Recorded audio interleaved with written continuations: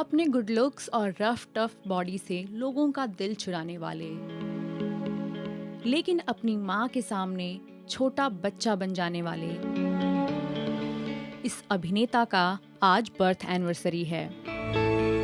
जी, हम बात कर रहे हैं अपने शेरे दिल अंदाज की वजह से मशहूर हुए सिद्धार्थ शुक्ला की।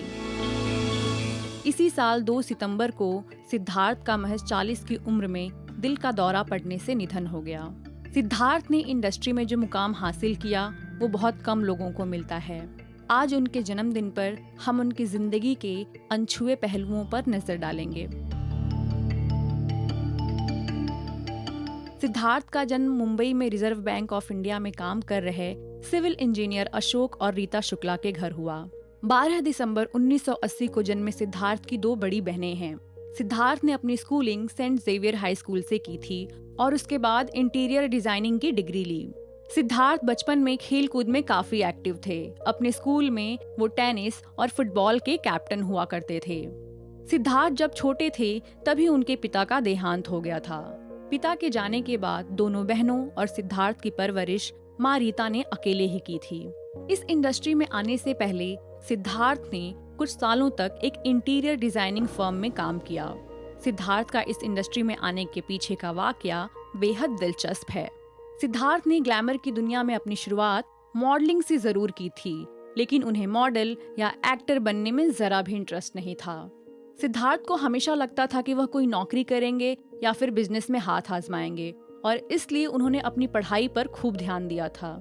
बचपन से ही स्टाइलिश होने के कारण हर कोई सिद्धार्थ को एक्टिंग में करियर बनाने की सलाह देता था।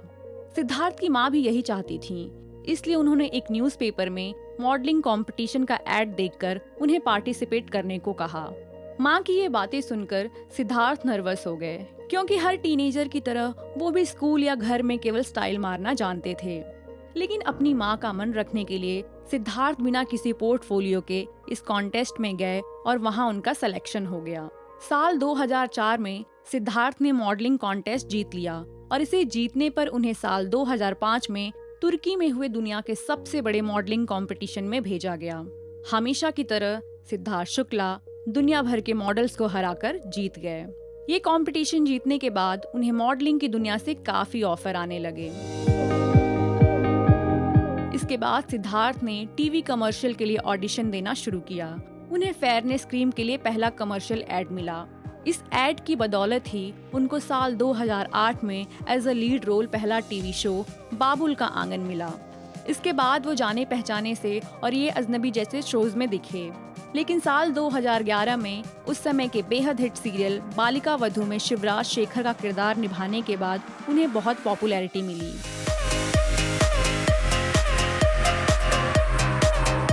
सिद्धार्थ के करियर ने साल 2013 में फिर से उड़ान भरी, जब वो झलक दिखला जाके 6ठे सीजन में नजर आए। करण जौहर इस शो में जज थे। सिद्धार्थ की पर्सनालिटी को देखकर उन्होंने आलिया भट्ट और वरुण धवन स्टारर फिल्म हमटी शर्मा की दुल्हनिया में एक रोल दे दिया।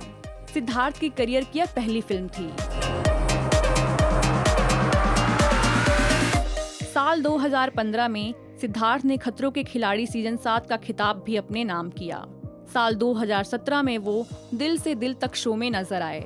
इस शो में उनकी और रश्मि देसाई की जोड़ी को लोगों ने खूब पसंद किया।